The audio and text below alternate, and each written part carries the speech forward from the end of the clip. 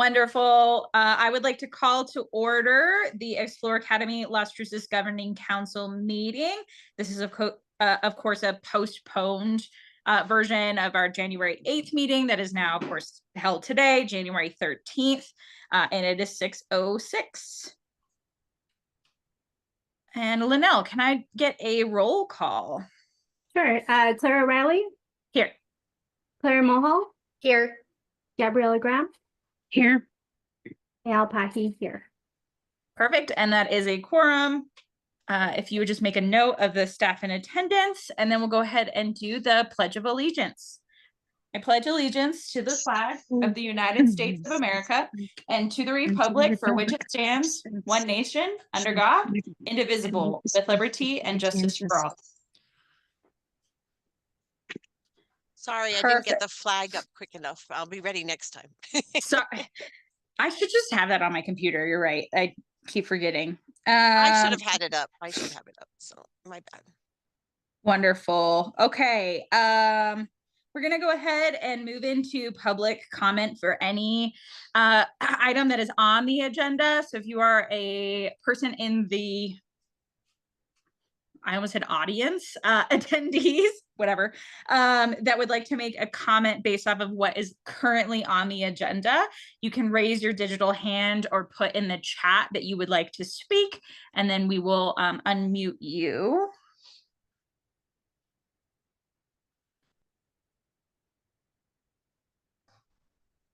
And seeing none. Nope. Okay. We will go ahead and move on for approval of the current agenda. I'll motion to accept the agenda as written. Gabriella Graham will second that motion. All those in favor? Aye. Aye. Any opposed? Okay, motion passes unanimously. And then if we could get approval of the meeting minutes from December 11th. Were there any amendments or questions? I'll motion to approve the meeting minutes from the December 11th meeting.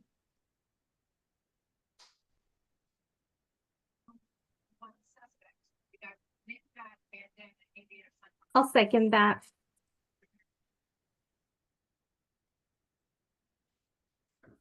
Perfect. All those in favor? Aye. Aye. Any opposed? I'll have to abstain. I wasn't at that meeting. Okay. Motion passes 3 with 1 abstaining.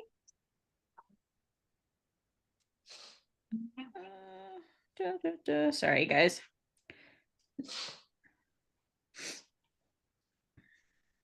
Okay, moving right along to the finance committee reports. If we could get Josh promoted to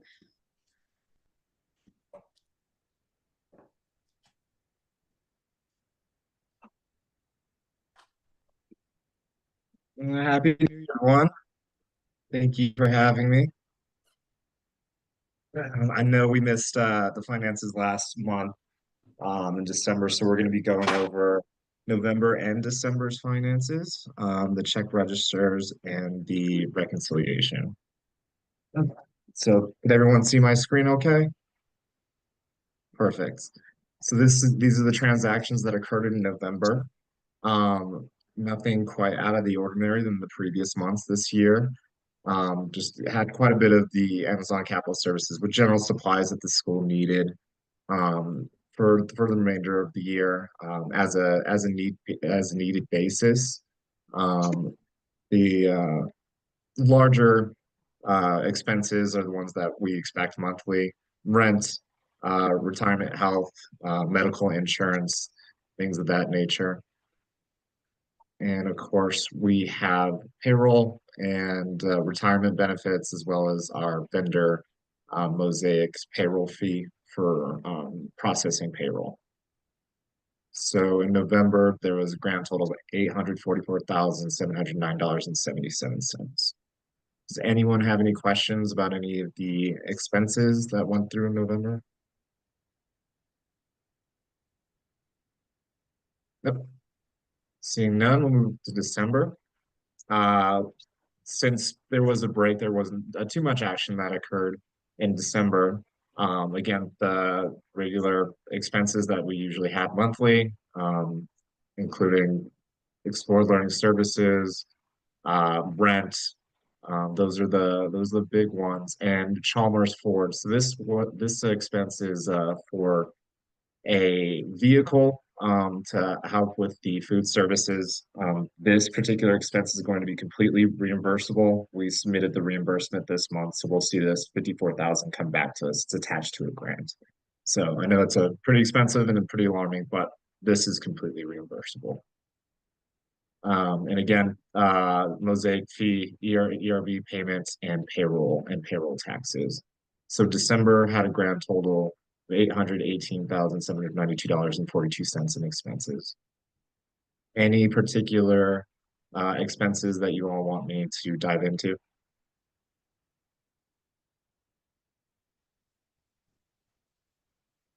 Yep. Okay. Seeing none. Move on to November's reconciliation.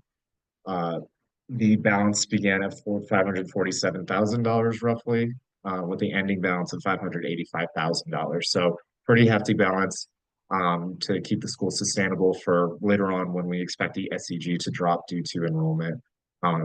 We'll have a hefty balance that hopefully will carry us for the rest of the year. The expected general ledger and general ledger match, which indicates clean books. And yeah, any questions about November's activity, reconciliation? No.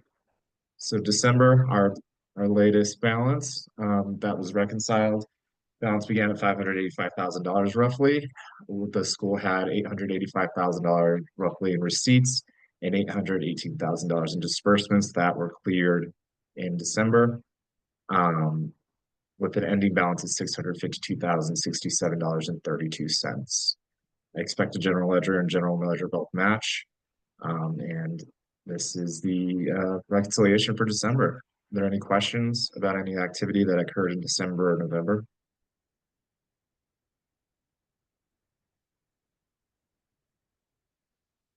Okay, seeing none.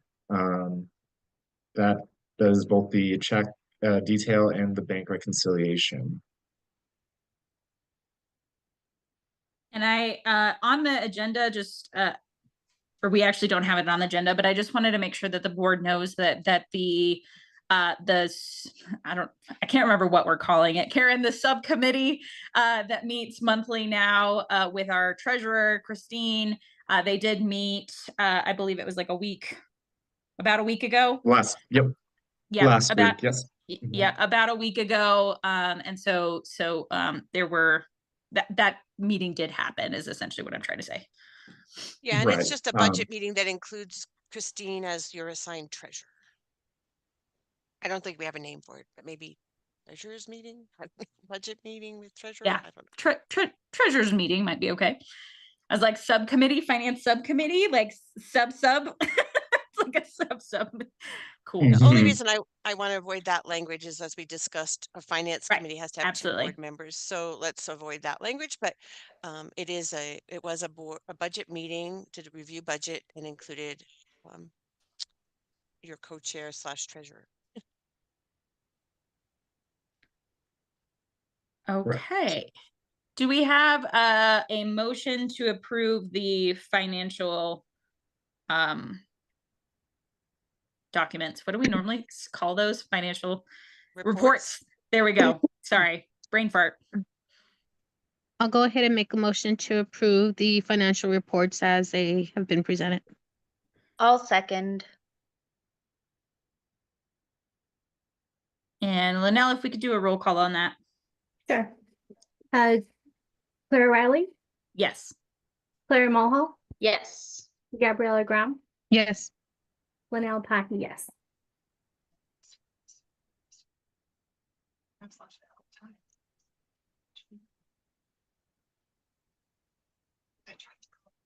Okay, I have one final document that needs to be approved by you all. It is a bar for lease assistance that the school will be receiving.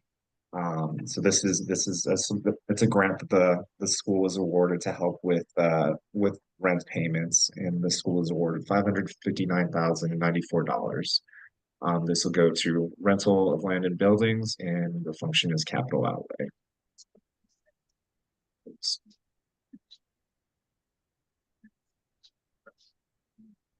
Any questions regarding the bar?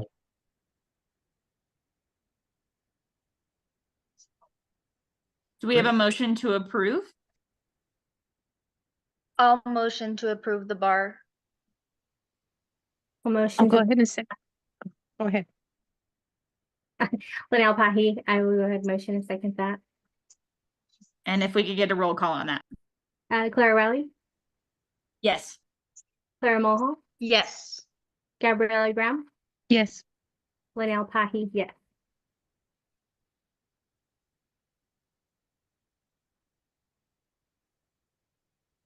All right, thank you all. Thank you so much, Josh. Really appreciate it. Absolutely, Hey, Josh, thanks. I'm sending you off through cyberspace then. Okay, bye everyone. Bye. Thanks, Josh. Bye. Okay, next on our list is the school leader report. So Dr. Hull. Hi, everybody. You can hear me, right? We Sorry, can. I'm on my phone, but my computer is not cooperating right this moment. So if Karen, if you could please, I put a link to the school leader report slideshow, very short, in the agenda. Yeah, if you could show it, just because I can't on my phone, or I wouldn't know how to do that. That's too. That Too would be complicated. very, Okay. very difficult. Sure, it could be All right, done. hold on. All right. Hold on. Give me a second. It's good to see everybody. Happy New Year. Can you hear? All right, there it is. All right, excellent. Thank you for the time today. I appreciate you guys. So just a few different things on this little report that I put together. To start with, I want to talk about enrollment and marketing. So Oops, just hold on. I'm trying. there you go. This we already know, because I think I already told you in December that our application is live now for next year. And it's definitely getting a lot of attention. Information sessions have begun, and this week we have the elementary on Tuesday and the secondary on Thursday at the respective campuses, which is really great because we love to see people in person. So that's coming up this week. So invite people to our info sessions. This is for anyone that's interested in Explore Academy, secondary and elementary. Currently, this is the latest report as to how many people have applied. It opened December 1st. We already have 110 applications. That's pretty amazing, I gotta say. And I thank Katia Pride from ELS helping us with marketing, and we're also doing our own, due diligence and marketing to our families to really. So thanks to families who have spread the word and gotten out there. So we have 110 applications already, and we're really moving at a good pace. If we look at it as of last week, it's a few over the pace from last year. So that's pretty good, really good, really happy with that. Orientation sessions will be scheduled Sorry. in the summer. So something about the difference in the enrollment process will be not only getting together the paperwork that needs to be done, but also orientation sessions, which is going to be really great. A great way to get to know our families, for families to get to know us, and going through handbook, going through procedures, helping with the process, transportation, all of that, which is really going to be great. And so families will sign up for one of our orientation sessions in the summer, and they'll be at different times, so they'll have an opportunity to pick one. And then in March, obviously the lottery, just a quick reminder on that. So there will be a lottery in March where it's randomized, and then that's how students are chosen. And then they would then go through the process of getting their paperwork done and all that. So just a little note on that, just in case people have forgotten. So enrollment definitely really going great. Next, monthly town hall meetings. This month is on the 23rd at 5:30 at Del Rey. So the way, just FYI, the way we're doing this is way we determine where we're having one and the other. PTO meetings are held at Telshore. Town hall meetings are held at Del Rey.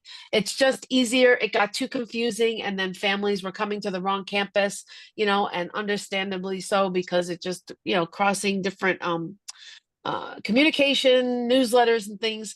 This is just the best way that we have found. So town hall meetings are on the Del Rey campus. And that gives everyone a chance, even elementary parents, to come see the secondary campus, which is really great. So this month, we're going to be focused on the house system and culture.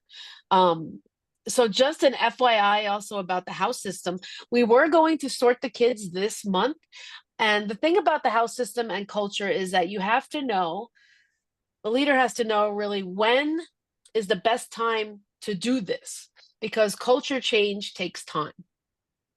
So we have decided as a leadership team, and also bringing our amazing teachers and staff and asking them about it, we felt like as a group that we weren't ready yet.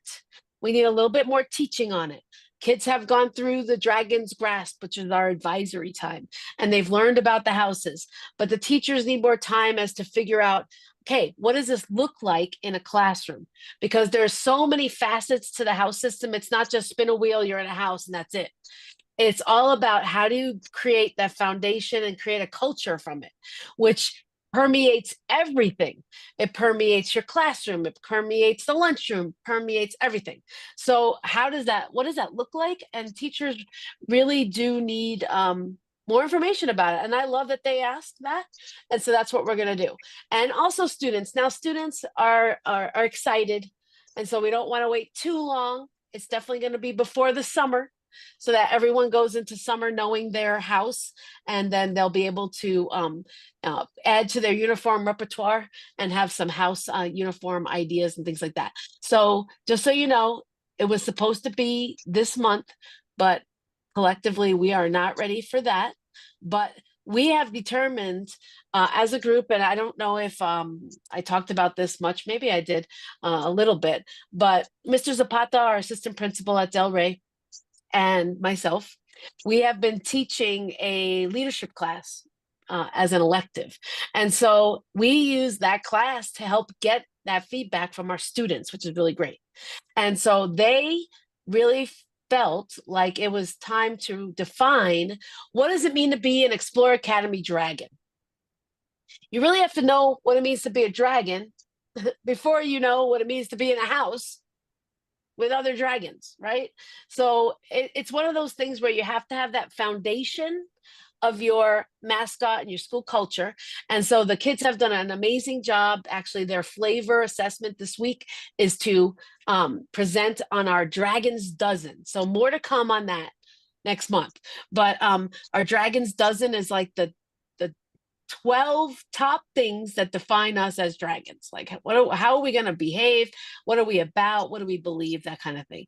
So they've been doing a lot of work with that. And so I'll share more details on that one, but kudos to the kids that really, they really have dug in and looked at other schools and what they have, and really decided what we need and what we're about at Explore Academy Las Cruces. So, yeah, so come to the town hall meeting. You'll get a sneak preview of that Dragon's Dozen. And then when kids come back, they're going to learn the Dragon's Dozen. So that's going to be super exciting. And I love it because kids created it along with teachers, but kids created this Dragon's Dozen with just a little bit of, advice. But they really did have great conversations. So that's a town hall meeting. If you're interested, come to Del Rey. We're going to talk more about it on January 23rd. Okay, next slide. Celebrations. There's two main ones, and these are academic celebrations I kind of wanted to share with you because, math has been a difficult subject across the state of New Mexico, across the country. It's difficult. And so when we see growth in math, that is amazing. And it means we're doing something right. So I just want to just celebrate the high school. More middle school data will come out this quarter. because middle school goes by quarters and high school goes by, the terms and the 8 terms.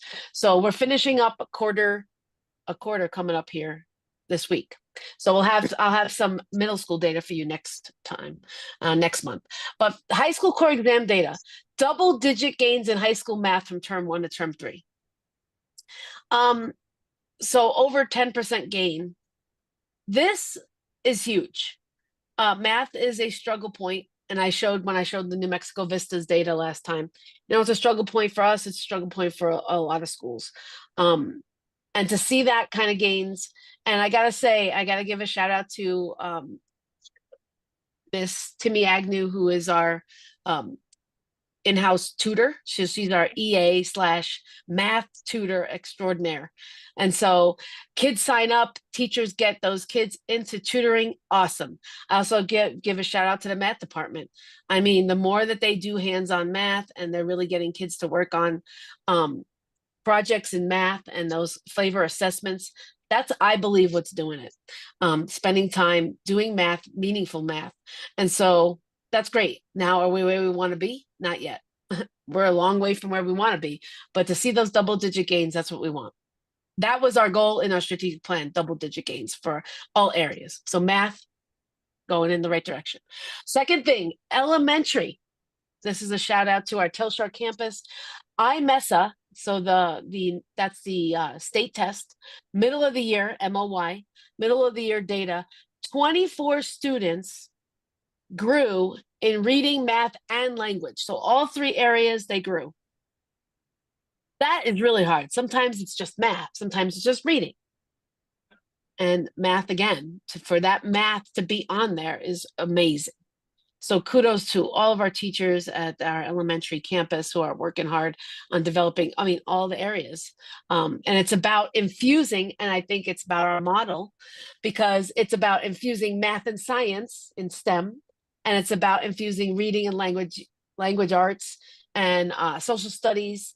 They're really infusing it in all of the areas, the humanities and the STEM. So they do it in every class. I've seen it. So that's pretty exciting. And also the top 10 students in the growth showed double digits of growth. So it's not just little growth. It's a lot of growth. And I just want to shout out to all the work that's getting done in those classrooms. And it's super exciting to see. I being there now a day a week, I get to really get involved in seeing that. And it's because of the hands-on seminar style teaching that's going on. It's we do have some programs that we do use to help fill in those gaps. But yeah, it's our teachers engaging with our students in writing, reading, math, and making those intentional planning activities in the classroom. So yeah, so I'm super excited. I know that the data is going to only go up from there. And just a shout out to everyone working really hard. And also one last thing that fits with this is that at the high school and middle school, we are looking to do more, intentional reading. And so all of our leadership team has worked together, and our teachers have talked together about what's that going to look like and how can we get kids reading. And we have lots of books, and thanks to some donations of bookcases and things, we can get those books in the hands of kids because it's really, really important. So yeah, that's my report, and I'll stand for any questions that you might have.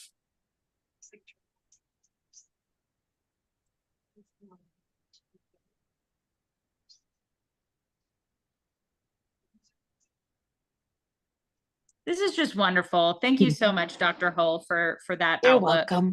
You're welcome. I think all of us board members love to see just the success that's happening at this school. We just love this model so much that it's great to see. Yeah, keep up the good work. Thank you. Thank you guys for your support. Appreciate it. So may I jump in for the next? Oh no, you're done that section. Can I jump in for section B? Yes. Yep. We can go ahead and do that. So a couple of these are really quick because we've talked about them before. But the first one is just making sure that all of you are getting your board trainings done, my monthly reminder, and also that you're using the new email addresses that are the LCS board. I want to stop using your email personal ones completely. So I'm just here telling you notice that I'm going to start just using the LCS board emails. And so if you need help with that or haven't done it, let me know. Charter school conference we talked about, it's months away, but I would like, if any of you were willing to come up to Albuquerque, would love for you to attend the conference. In June, it's free. And we'll move that to reminders for the next month, but just want to keep plugging away at those three things really. The number 3 is, if you recall, we talked last month about the SY24 annual report from CSD for the school, and that we had responded with some feedback. We did get a response back that they adjusted some minor details like who the head administrator was for the bulk of the year and those kinds of things.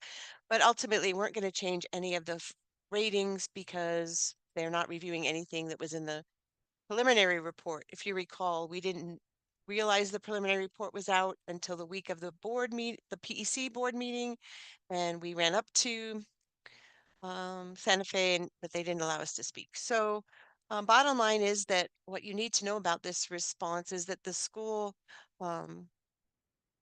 report, like I said, they've edited a few things, but let me share the final report.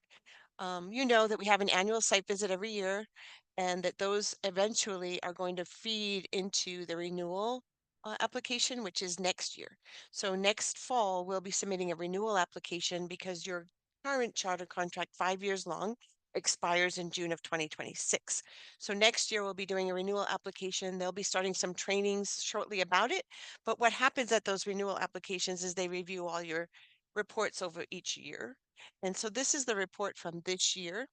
And as we've shared before, so I'll kind of go quickly, but if you want to stop me and ask any questions, please do. There's some basic information about the school that got corrected, like they didn't have Karen Cassidy here and they didn't have the right enrollment cap and things like that. But it just has some basic information. They didn't have our waivers, which we did ask to be able to use all the charter school waivers that are allowed. Here's your mission and educational program from your contract. So they included that in here. And then they just have demographics and academic performance. So you know that our score this year was a 49.1. They make a note not to compare it to the prior year because they changed the business rules. So it doesn't mean we went down in our points. We actually went up because we're now considered traditional and not um, additional targeted support needed. We also exceeded our mission goals regarding our our um, assessments, and then they average those two together, which really, frankly, doesn't mean much. They talk about the state accountability system here, where you can see we were in the ATSI, but now we're traditional. And they mention it here that we're traditional. They gave some proficiency rates as compared to the district and the state in math and reading and science, growth charts, English learner progress. Our mission specific goals were exceeds, which is very small right here, which is how we got the 100 score. But what is concerning to me, and what we talked about last time that I was responding to, is that the overall rating for the school was a does not meet standard. And the reason for that is that if you have 3 or more red marks on this column of all the indicators that they in the performance framework, if there are 3 or more that are red or does not meet, you're considered does not meet overall. And that's why they gave it to us. My argument was that this does not meet standard for the facilities is incorrect and should be changed. I do have a call into the PEC attorney to ask what's going to happen at the January 17th meeting about this and to discuss this with her, because if the CSD refuses to review it, it doesn't seem fair. And all these others are, other two does not meet was because of audit findings. And so if you have, and I can't argue with those, because if you have a material weakness or a significant deficiency, you're going to get a does not meet on 2B, this first one here. And if you have a repeat finding in the same category, you're going to get a does not meet on 2C. So I didn't argue those because we earned those, if you will, but the facilities one is incorrect. A working to meet standard, you can see down here, we had one report submitted late, so they gave us a working to meet standard on that. And then regarding 4A and B, A was, they said most students provide their own Chromebooks. And they talked about the point system of removing students if they've been tardy, which isn't what was in the point system. It's if they're tardy to classes because they're skipping. That is points, but if they're late or absent, those are attendance issues and they're separate. So we argued about 4A. We do have over 100, and I think last I knew there was 110 students at the secondary level who get a Chromebook loaned or for that to them based on their enrollment. Questions about do they need one? Elementary students don't need one because they have class sets, so it only impacts our middle and high school. And then 4B is because our attendance rate is 91%, which I think is something to be proud of in this day and age because attendance rates across the state and country have been horrible since pandemic. But where we didn't quite meet the 95% target, so it would be a working to meet. Our retention rate was pretty high, and the recurrent rate I'm still investigating because I don't think it was that low, but it might have been. But it wouldn't have been for this school year. It might have been for this year because kids left because of the delay of the building. But I don't think it's correct for last year. And they just mentioned that our attendance plan is appropriate, so that's good. And then the 5A is the one that I argued about because they say our building had issues with kids, staff and students could be trapped in the other Telshore building, which wasn't true. Although there were some code violations where we had to get doors changed and we were doing that. The fire department didn't see an issue, but CSD has an issue with it. And the concrete on the surface, concrete surface of the playground, which at the time was a secondary school, grades 5 to 10 anyway, but I don't know how the CSD is able to grade us based on that. But as I said, they refused to reconsider any of the ratings. So, and then there's just who attended. And I think, oh, and then attached is all the things we've sent. So this is a letter that Tony sent to the chair of the commission about our responses. There's a copy of the inspection report that says we passed it, but they didn't issue, they came out in the spring and didn't issue anything.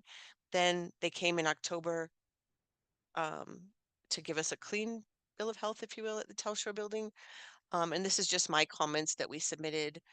We talked about these last time about why these ratings are incorrect and a confirmation of my communication with Mr. Danner at the fire department regarding the fact that he didn't issue any notice of noncompliance when he visited the school last spring, which is what this is about, right?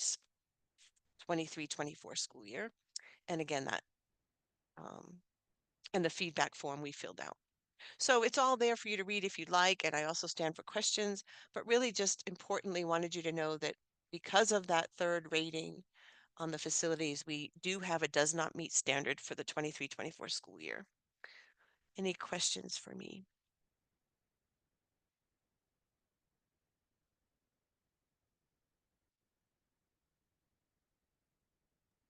I guess I have one, Karen.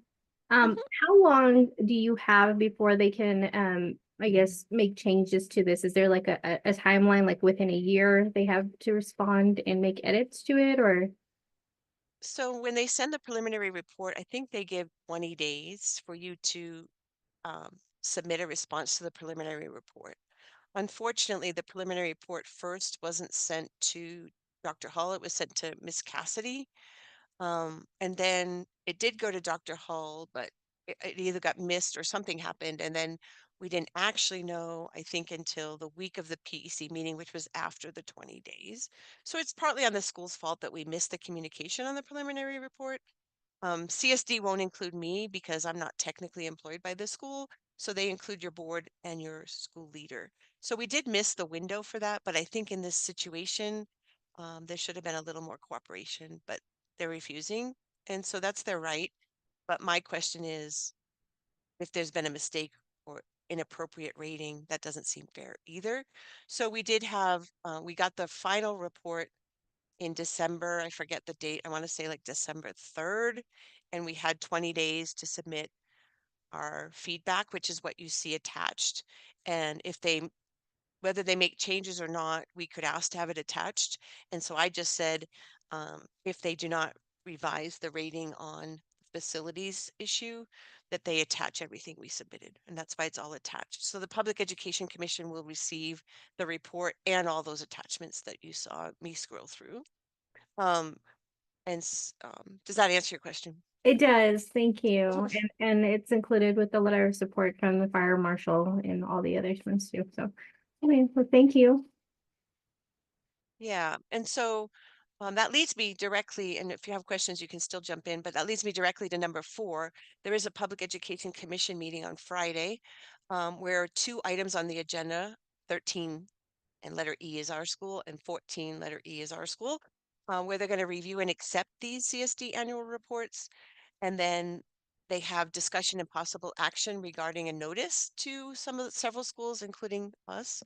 And I think that the second part, the action regarding an annual notice, is that any of the schools that have the 3 does not meet or have a does not meet may indeed receive a notice from the PEC about their concerns, and will likely, if they decide to send one to us, it'll likely ask for how we've addressed it. And anything they've pointed out, we've tried to address already, but yeah. So I don't know if we'll be given an opportunity to speak on Friday. I will definitely attend. I assume that Tony and maybe some of the board members could jump on. I'm happy to text you like I usually do if and when we get close to that item. But I don't know yet if we're going to be able to speak, or it's just a matter of the PEC discussing and deciding without input from the schools. If there is input, I would be glad to summarize my thoughts about it. But I'm going to try to find out before Friday. So with the potential action, because we also got at least the letter, right? We got the letter stating that, and then we replied to the letter and we said, hey, like this is our feedback on the letter. So this would be more of a formal not reprimand, but I'm going to use that for lack of a better term. I guess my question on that, and Karen, like, let me know if there's anything that I can do on this, is like, if they sent a letter saying, hey, we're concerned about this, but then didn't let us respond to that for them to change it, then how are they then going to send us an actual like physical reprimand afterwards without letting us try to change it in between that first initial letter? I guess is the question. Like, that doesn't make sense to me, I guess. Well, the CSD is standing by. We have 3 does not meet, so we're a does not meet school. If the PEC doesn't read everything and or listen to us and still feels that we're a does not meet school, they're going to send a notice, what's called a notice of concern, that reprimand you're talking about. So they have an intervention ladder. They first send a notice of concern. You're given some time to get in good standing with the PEC, regardless of what CESD support staff has done. I suspect they'll either let us talk and they won't issue it, or they won't let us talk. They'll issue it. We respond and they go, okay, you're good now. Despite what CSD decided or didn't. But I have concerns about that. It just seems very uncooperative on the support staff side. But again, the PEC is though the CSD is their support staff, they ultimately make the decision. So if they want to send us a notice of concern based on their support staff's recommendation, then we respond. They have the right to decide, okay, you're in good standing now. Like if we get a notice of concern, we'll probably have to appear at the next month's meeting to defend our position. And I'm well prepared to do so with you all. But we'll see. We won't know until the meeting on Friday which direction they take. Okay, thank you. I guess in summary, either way, we're going to be okay. It's just a matter of how much work and defense we have to do. So, if there are no other questions, I'm going to move on to the site visit for this year. Yeah. Okay. So there is a site visit on February 3rd and 4th, 3rd at the elementary school, 4th at the mid-high. They will be on site most of the day, if not all day, both those days.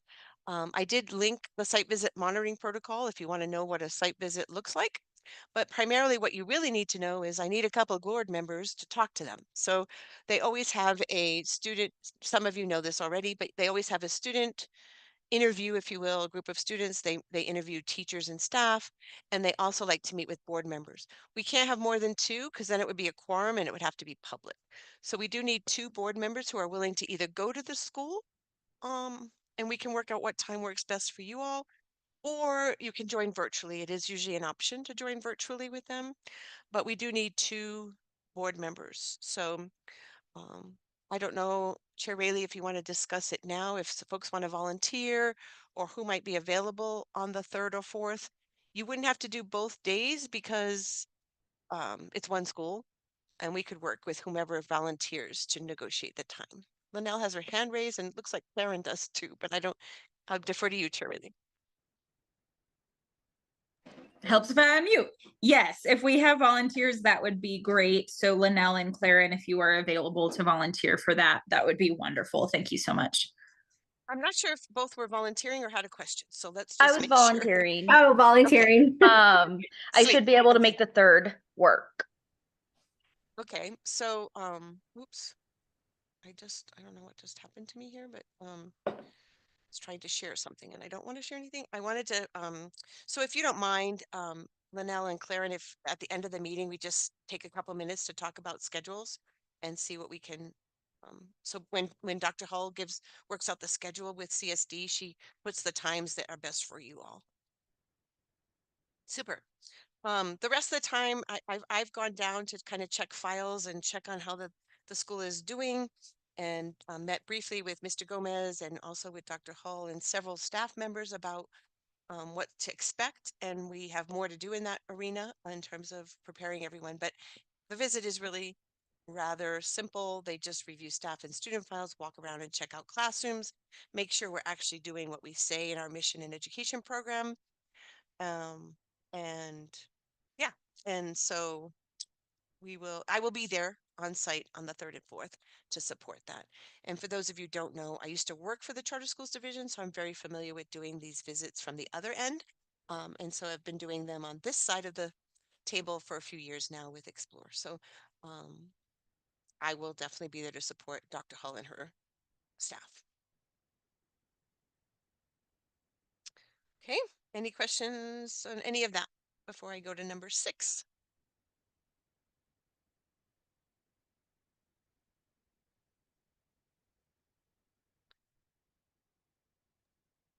Okay, so number 6 is we were recently notified that there's a potential data breach with PowerSchool at schools throughout the country, and some of our student and staff data may have been compromised. We're working on PowerSchool just notified us last week. They had a webinar about what happened with all details.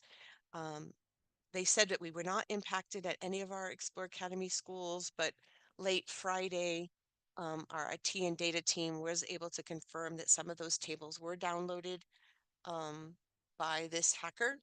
It was a hacker through PowerSchool, not through our system directly. And we are working, there's letters going out to families and teacher staff. Was supposed to be out today, but I think Joey's working on that. Should be going out shortly if it hasn't already. Just initially notifying everyone, and then we are still working with PowerSchool to identify the extent of what was compromised and what credit monitoring. PowerSchool has offered credit monitoring or identification something for minors, should there be a need to, based on what was compromised and who was affected. Again, there's still a lot of questions and we don't have a lot of answers yet, but I thought it was important for you to know in case you start hearing about it. It's, as I said, happened across the country. It was a PowerSchool employee's login that was compromised and used to log into what's called PowerSource. And PowerSource is like a knowledge database and support community for PowerSchool users. But the support staff from the PowerSchool company are able to, from their PowerSource account, log in to do maintenance in schools and districts instances of Power School. And that's how they got in. They have put in several things to um, prevent that from happening again, such as they changed all their staff Power Source accounts. They also set up a VPN, so their staff have to log in doubly, VPN and then Power Source.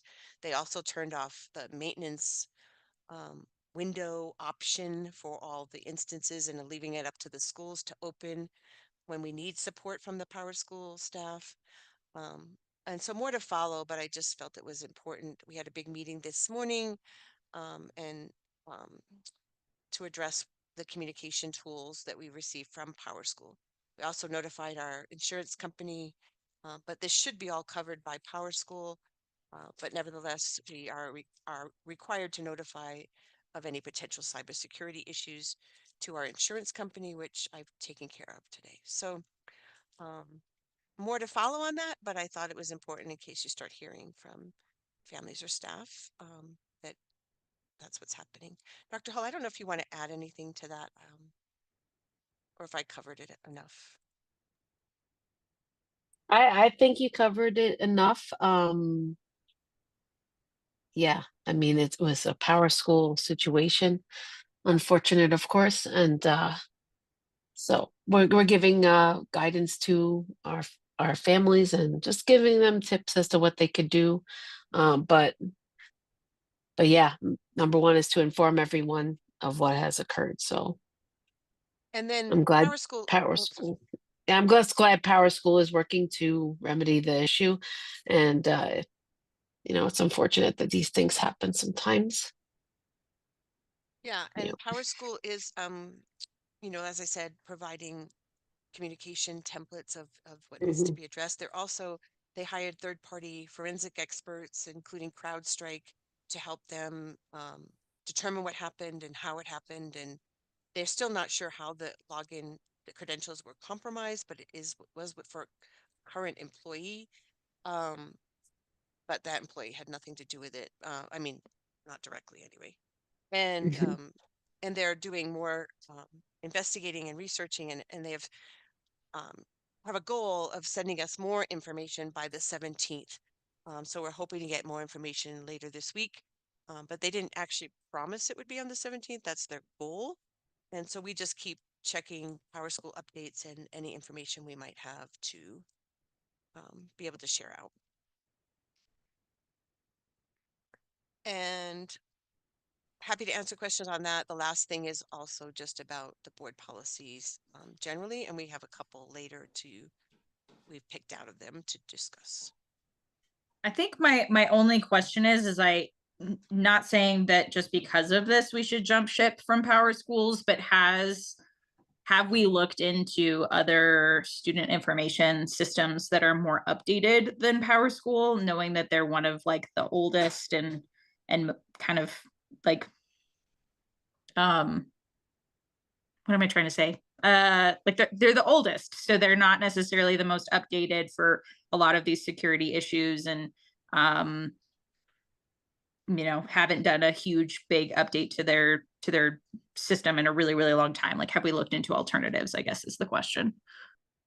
I don't know that we have specifically for Las Cruces because it is the standard and best information system in terms of data transformation to the state. It is the preferred student information system for working with our state reporting system in New Mexico. And most large school districts, Albuquerque does not, but I believe they use a different synergy or something. But most school districts in the state use Power School. Most charter schools do not. Most charter schools use something much less robust because it's cheaper.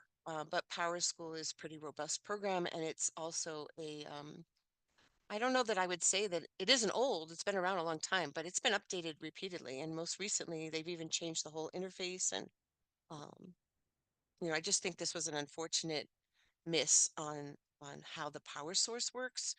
Um, but to your point, we certainly could look into other student information systems. I just don't know that I would have to talk to the data team and IT team about all those other things in terms of the state, and it would make, I know that it would make state reporting more difficult if we didn't use PowerSchool, but I don't know the advantages or disadvantages to others other than what I just said. Okay, I've just heard great things about Alma, so that's all I was Alma? asked. Yeah, Alma. So Can you that's spell that? I've all. never even heard of it.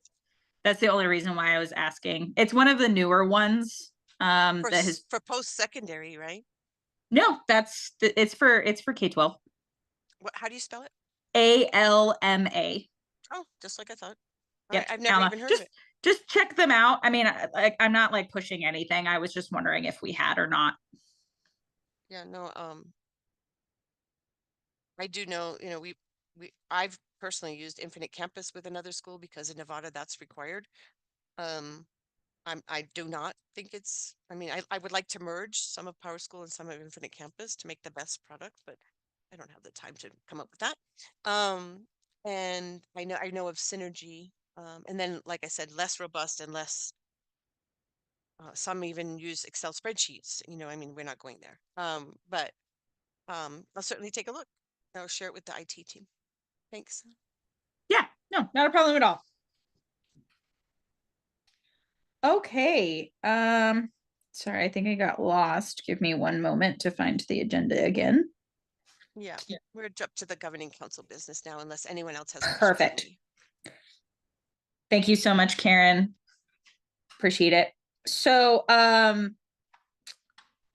board members, I did send you a message about the policies that hopefully you had a chance to look over. So the idea is to kind of look through several of the policies that have been maybe like tweaked or updated based off of law changes or legislature, but has not really been looked at significantly really since the school started. And so that was kind of the idea, was to start looking through some of these processes just to make sure that we're all on the same page.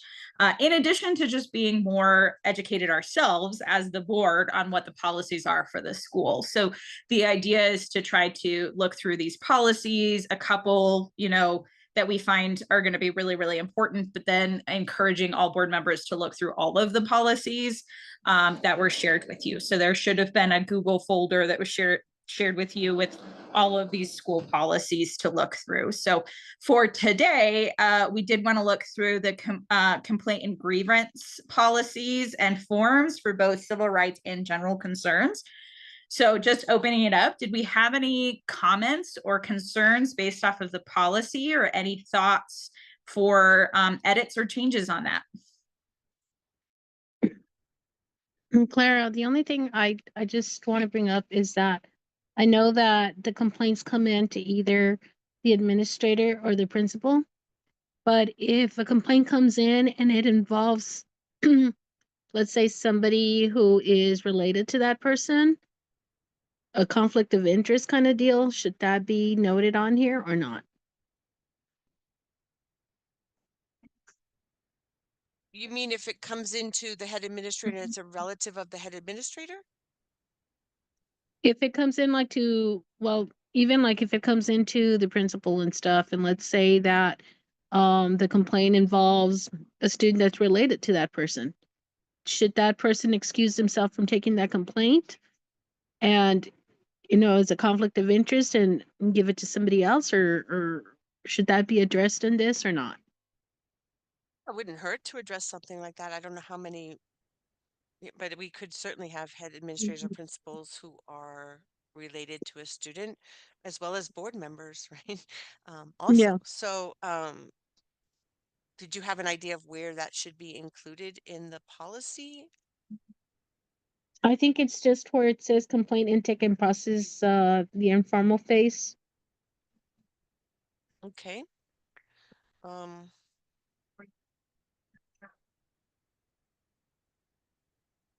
So maybe I also think somewhere here it says, or if it doesn't, it should, that if the complaint is about the head administrator, it goes to the governing board. But Yeah, I was just looking through it. Did it, I wasn't able to see, sorry, I'm on, of course, one screen, so now I'm having to open up everything on my phone.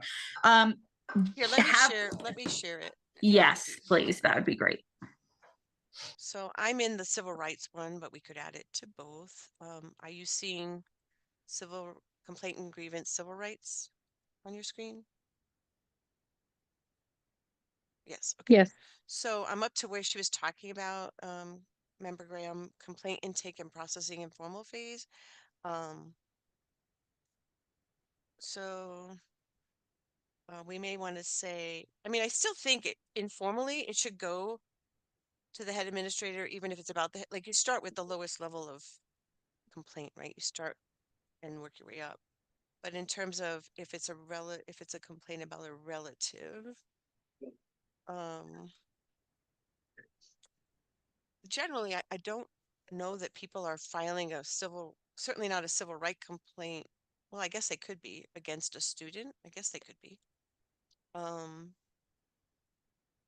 So maybe here we need to put if the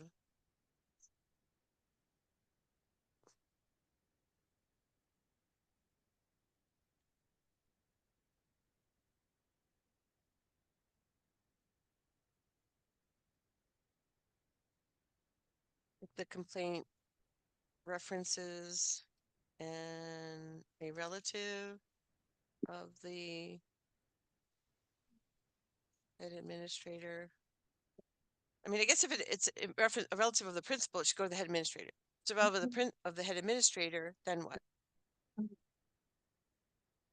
That's my question. What do you want?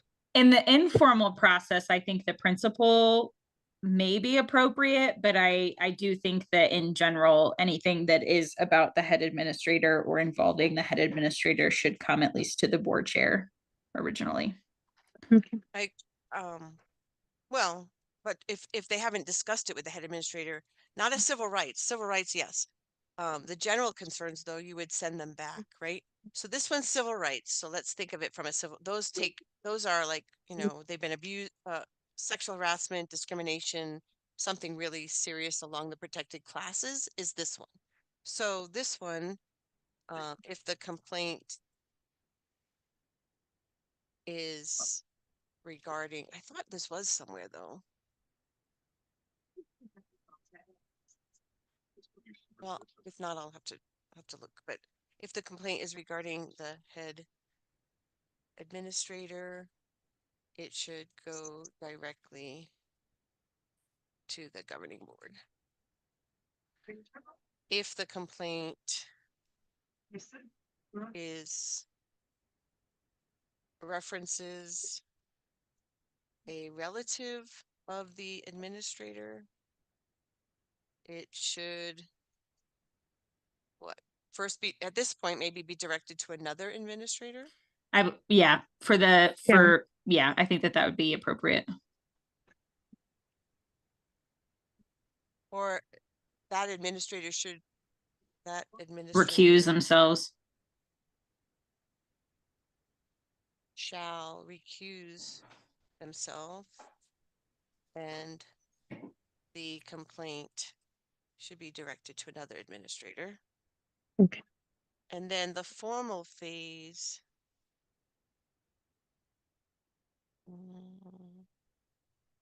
I guess at that point, I mean, you've already handled it. Like, Yeah. You do the informal phase before you do the formal phase, right? So we've already addressed it. Maybe it doesn't need to be repeated, is what I'm saying. No. I agree with that. And then if we could just copy almost that entire thing for the general concerns, that would be great. Yeah, I'm gonna change the color just so I know it was a change when I'm going back to look at what changed. And then if we want to go to the other policy, which is more general concerns, I think we've already, this is a little bit different.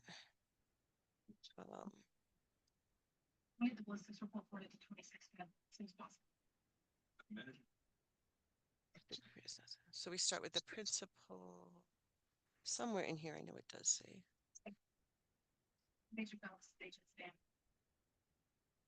Don't see it though. All right, so let's add, must first address the matter to the appropriate staff member involved. So if you have an issue with the head administrator, you're not going to go right to the governing board, right? You're going to go to the head administrator first. That's what this is about. Or to start with the teacher, then the principal, then the head, whatever, right? Except for abuse or substance abuse. Okay.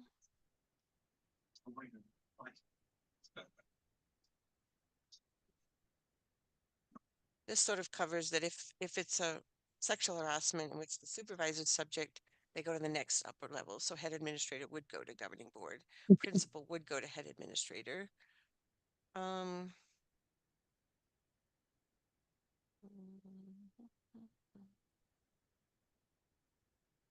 maybe it goes here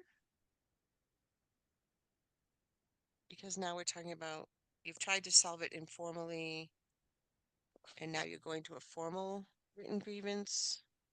Maybe this is where, I don't know, let me just paste it here and we can talk about it.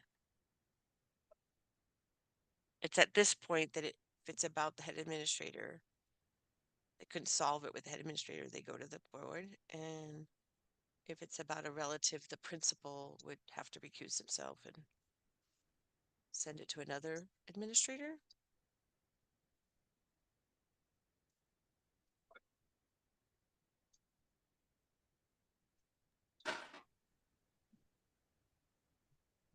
Is that where it belongs? I think so. I think so as well. Tony, do you feel like these sufficiently kind of walk through the process, you know, as you're looking at the school level, kind of not policing, but encouraging this process to be used? Does this seem kind of like the steps that you would want to be taken at your school? Sorry, that was a really long question. No, for sure. And I think it's good to have it spelled out because it is important that, you know, the informal phase, that people come to the head administrator or the principal with the main situation before it just gets escalated. Yeah. Because a lot of times that could be resolved by talking to the person. So I think it's important to have it defined there for sure. And I just want to share with the board that this is taken mostly from statute. So there are requirements for the steps that you have to follow. And so, like, for example, when we get down further, you can start seeing, like, I didn't say we have to do a hearing within 5 days. That's the law. I didn't say that, you know, none of us came up with that it may be appealed in writing. That's the law. Like, most of this is just taken from statute and just spelt out, maybe not exactly in the legalese, but matches what is required in statute. And I do think, Tony, to your comment, like, not in civil rights, if there's a harassment, discrimination, that needs to go right away to the administration and deal with it, unless it's about you, Tony, and then it goes to the governing board. But in this one, that's just general complaints, it does say, first talk to it doesn't say this in the civil rights one. First talk to the person. Like, talk to the teacher before you come to the principal, you know, but not if it's sexual harassment, discrimination, or those things, of course. That's why there's two separate for the general processes. concerns, for sure. Anyway, but I think including this as raised by Member Graham in both is appropriate.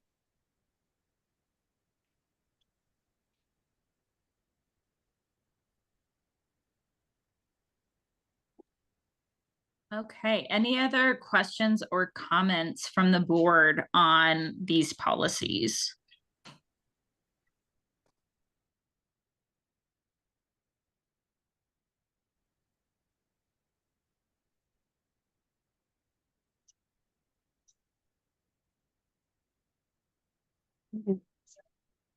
Okay, so next, I think the process that we're going to go through is kind of this conversation over these. We'll make the changes, and then for some of these policies, we will be sending them for review by legal counsel, just to make sure that we're on the up and up. For some of these that are especially like the civil rights is pretty big, and we want to make sure that the school has all of the policies that are required by they were on the up and up when it comes to those policies. So, okay. If there's no further questions or comments on that, I think that the next section was additional board members. Oh, Before you move on to the Yes, next ma'am. section, what is the vote on this topic? Is this to approve it pending council review? Is it to Oh yeah, approve we should one or probably do the that. other? Uh, We need a motion, whatever it is. we do. Is there a motion that one of our board members would like to bring to the table when it comes to these policies that we just reviewed? It would be a motion to approve pending legal counsel review. It could be a motion to approve with edits in general, but I would suggest that we look at legal counsel, especially for these couple of ones.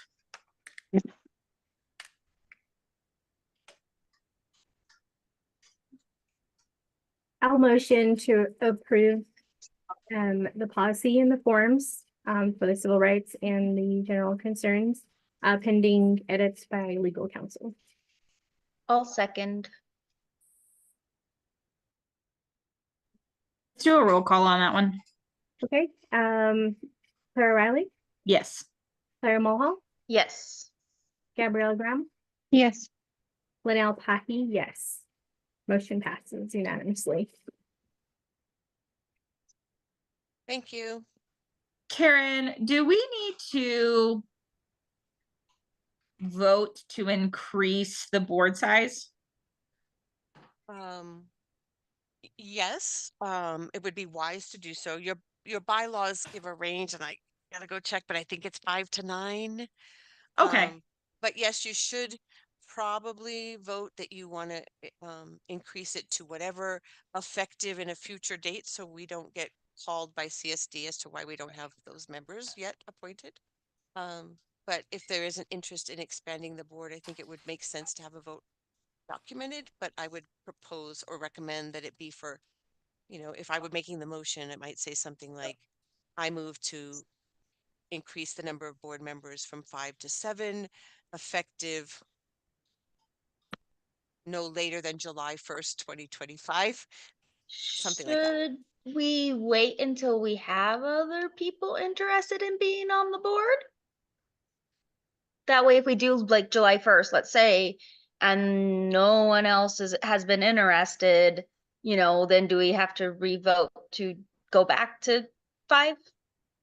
That would be correct, yes. And this is open for discussion. So feedback from any board members is perfectly fine at this point. Did you have a number in mind that you wanted to increase additional board members to? Like, I think there's 5 now, maybe like 7. Yes, I would highly suggest always having an odd number on a board. And so 7 would be the most logical amount. That does change the quorum. So that's something to think about as board right now. With us having 5, the quorum is 3. If we have 7, then the quorum would be 4. So it does increase that by 1. But what 7 would potentially do, and this is one of my I guess big things for having 7 instead of 5, is it can definitely diversify the board's knowledge, which is always great for a really, really strong governing board in general. And then 2, given that there is so many moving parts of the board, having additional people for volunteers, like going to the site visits or being able to jump onto a PEC meeting or whatever that might be, it kind of spreads the load a little bit more too. And so that's one of the other benefits of having more. I mean, I'm totally open. I'm not saying we have to vote today that we want 7 by July 1st, but I definitely wanted to bring it to the attention of the board that I think it would be beneficial to go to 7. And then, we can start looking for nominees for those board seats. Based on Clarence's comments, I think it would be wise to actively recruit, if that's the consensus of the board, to increase by 2. And then when we decide to designate someone, you could do that vote to increase and then designate at the same meeting, and that covers us from both issues. I would say, Claren, that's why I was like no later than out there somewhere. But I also think by committing a little bit that this is something we wanted, we need to know for sure that you're interested in doing that. And so that needs to be some real recruitment effort to find some other folks in Las Cruces who would be interested and willing, particularly in certain areas that we don't have covered currently. Yeah, I'm all for increasing it, but I think we should wait till we have Right. some more interest before we vote on it. That way, if we can't I agree. get them by whatever date we've set, we're not having to re-vote or rescind the vote, whatever. Okay. Yeah, that's perfectly fine. I mean, I think that that's okay, that's great. So then I guess just start reaching out to any of your friends that might have the ability to give of 2-ish hours of their time. Probably more than that, probably like 3 hours of their time monthly. Do we have, Karen, do we have a like board role expectations sheet that we can maybe, do we have it on the website already? I only post on the website when we're posting a position, so I'd have to check if it's currently posted on the careers page, but I could send it out to you all. Yes, It's if just you a would summary of the reshare. training and the expectation around meetings and reading materials and that sort of stuff. Yeah, that would be wonderful if you could share that again. Linnell? So I'll share it with all board members, send it out to everyone. Yes, please. To share with their networks. Yes. Yes. Did you have a comment, Linnell?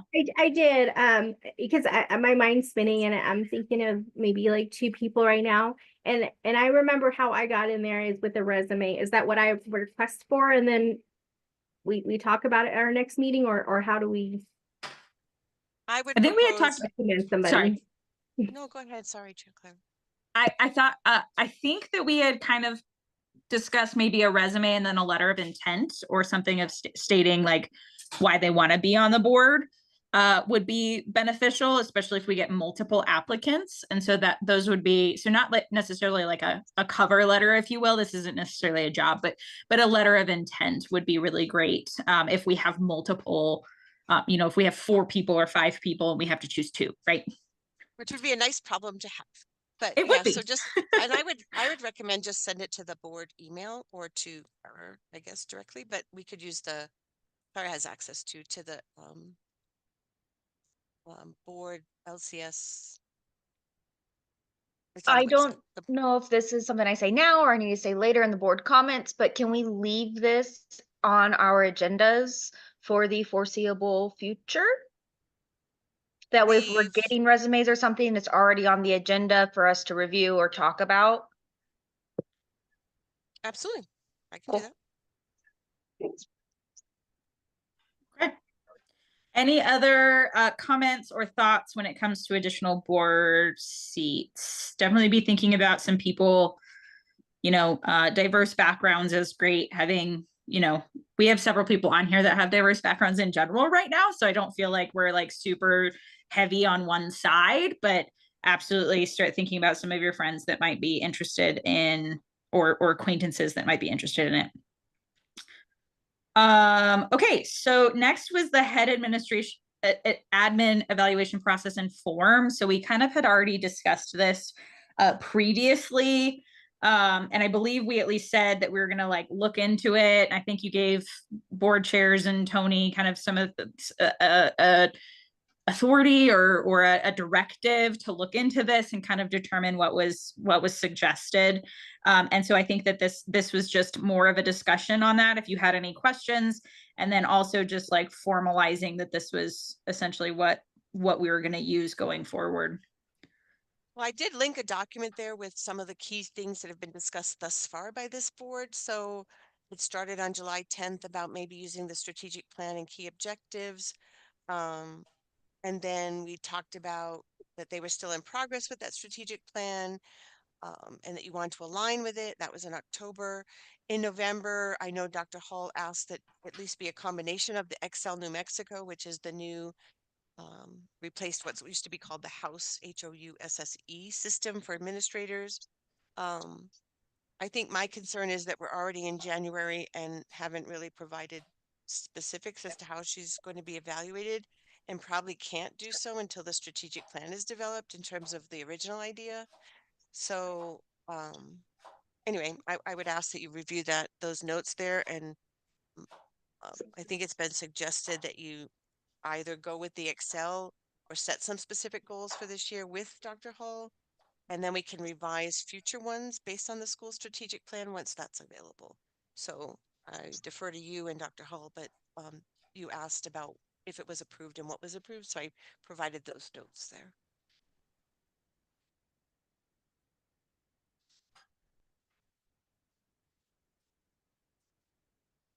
Any questions or thoughts on that? We don't have to vote then. Karen, I appreciate your feedback on that.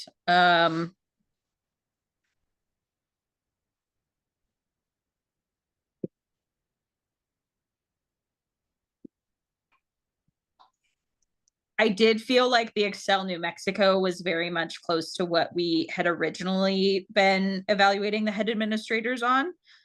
It was just more comprehensive. So the rubric is very much more for Excel, involved in making sure that it's less subjective, right? So very much more like, right, objective. Is that the difference between the two? Right, where it's not just the person who's saying this is a 2.1 or whatever. Like Excel is very much a more robust rubric is how I would kind of describe it, as well as an iterative process, which I also liked, because so it was very much kind of a feedback loop when it came to evaluation versus just evaluation, right?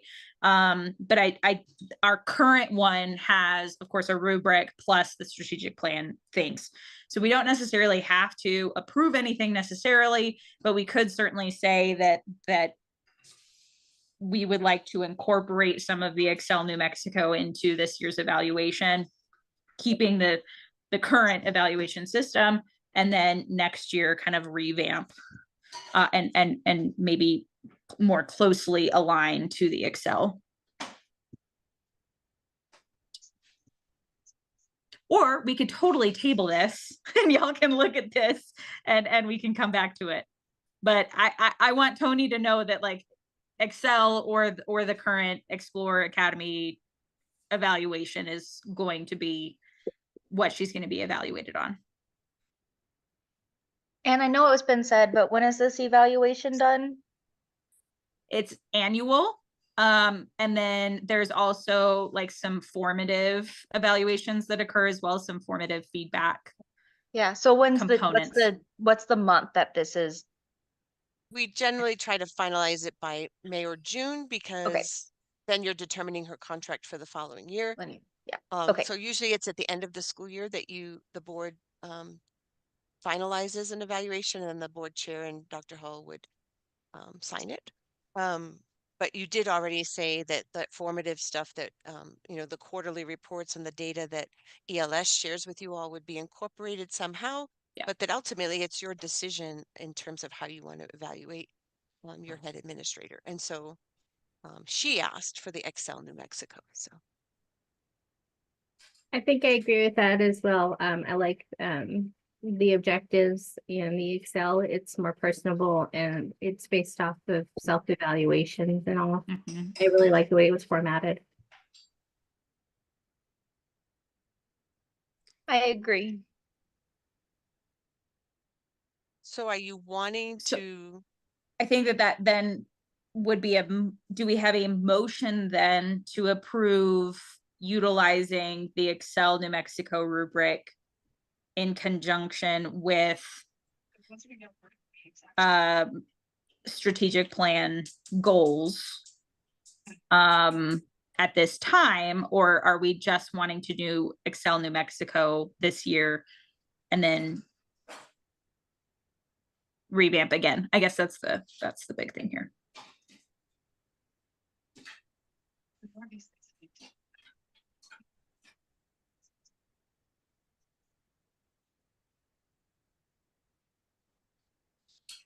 Can I just add something really quick? Please, yeah. So the Excel also will include those strategic goals. Like I talked a little bit about the double-digit growth for math and language arts. So that is on the strategic plan, and I can get that copy of that to you. But when I meet with the leadership team, which is actually coming up here in the next, because we're coming up on a term break day, and that's when we meet. But to put it in a more formatted, I have a goal sheet that we use and we look at and I update, but I'll put it in a more concise, like you don't need all of the stuff we talked about, like minutes and things. But I'll put it in that for the next meeting if that helps. Because, when we're looking at this instructional core on the Excel and we're looking at well, that right there alone is the 10% goal that I've been talking about, or double digit growth over 10%. And then culture and safety, we do have a goal for that too. So like in the strategic plan. And so and talent too. Managing talent, valuation, professional learning. So those are our three main areas. It's not that we don't have goals in the other ones, but usually you pick only a few main things to focus on. But yeah. So it kind of all fits together. So however you guys choose to mesh it, but you will see the strategic plan goals in this, basically what I'm trying to say.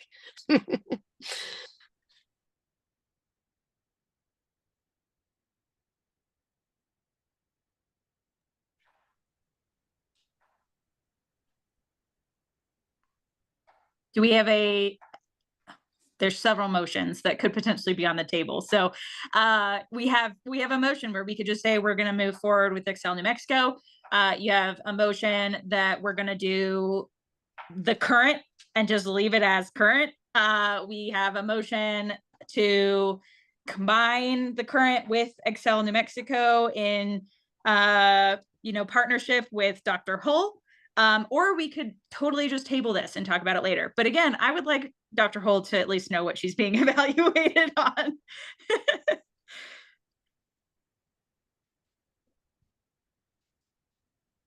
And I just want to add that I do have a good idea just because of the fact that those strategic goals, those are the ones, the culture goal that we have, the academic goal that we have, and then the talent goal, which in this regard, our goal is related to teacher preparedness and making sure that they have the training that they need and the support that they need. So yeah, so those are the three main areas, because I know on the original form, for the head administrator, the second link there, strategic plan, it has three main at the bottom. I mean, of course, three main objectives there.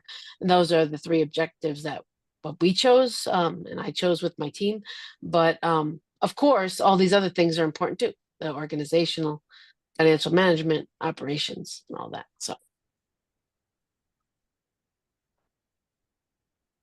So I'm fine either way. With either one, because I go off of that strategic plan that we put together. So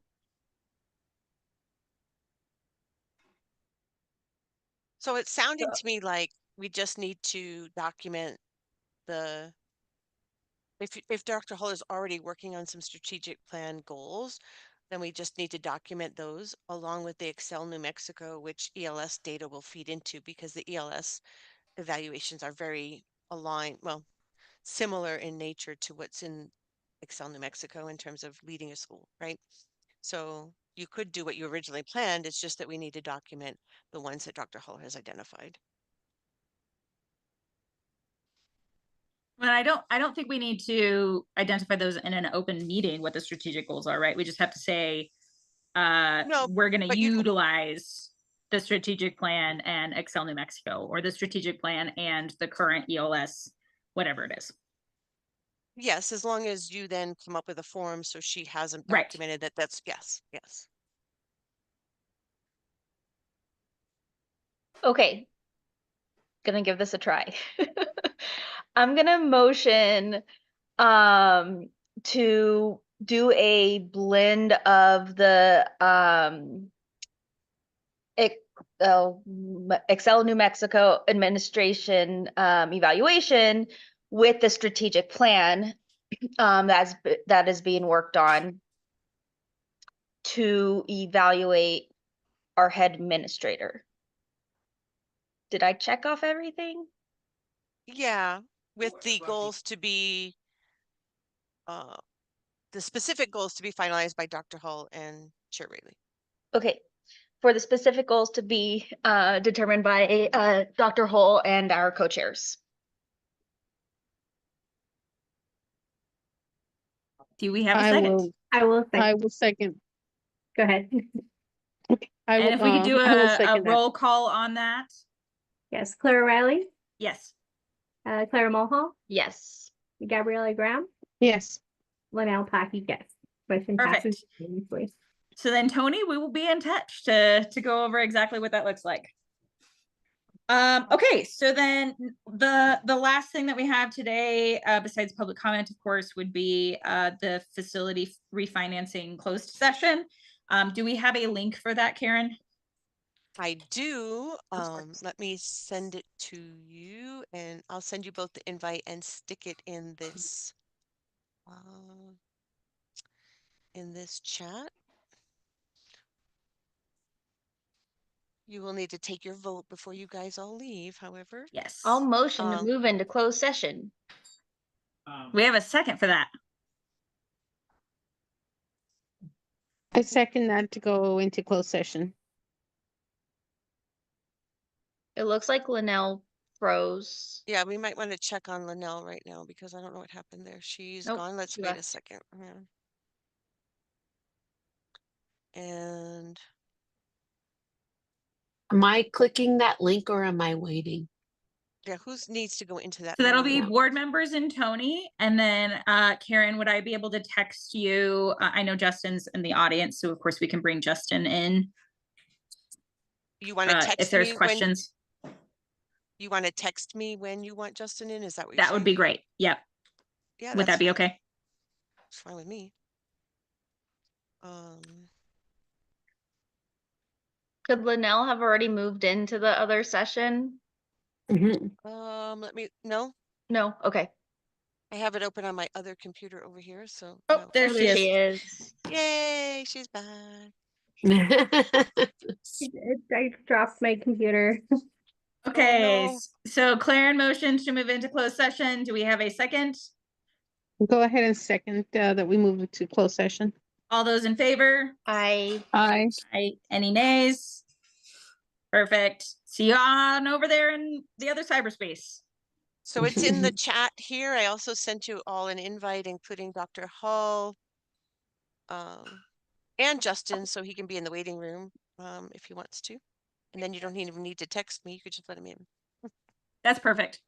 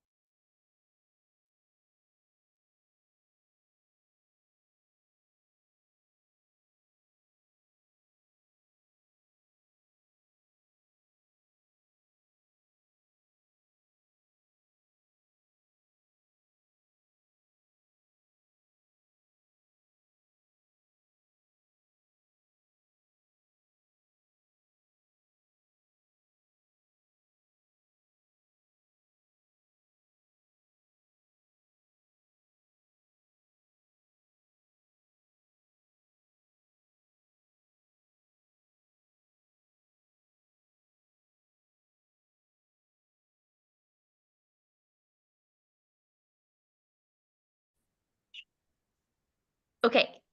I motion to come out of closed session and back into open session. I I second that. that. Rock, paper, scissors to figure out who that was. Just kidding.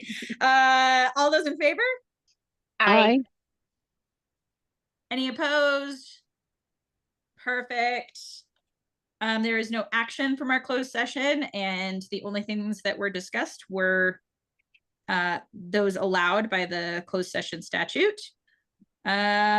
At this point, are there any additional board comments? So this would be announcements, anything to add to the agenda? I think that we already, Karen, you did make note of what Claren's earlier agenda potential I can't even remember what it was. So hopefully you made a note of what that was that she wanted added to the next agenda. Adding more board members. It was just There we to go. keep, Okay. And then any other comments, announcements?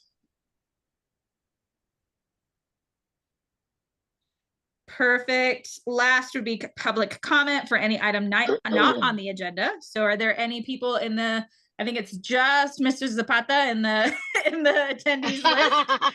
So Mr. Zapata, do you have anything to state to the board at this time? You can raise your digital hand or put it in the Oh, chat. there he is. I just give him permission to talk. Hi, Oh, Mr. perfect. Zapata. Hi there. No, I'm good. Wonderful. Then that means, y'all, that we are at the end of the agenda. I So just- motion to end the session, and I will see you all on February 12th, I think. 12th I think so. at our Yes. normally scheduled programming. Yes, Graham? exactly. Do we have a second? I second that motion. All That we those in close. favor? I Gabby's half asleep over there. She needs to go to bed. I still have to make dinner is what I have to do. Oh my. no. All right, well, Gabby, go do that. It was good to see you all. All right. Happy New Year. Bye, y'all. Happy New Bye. Year. Bye.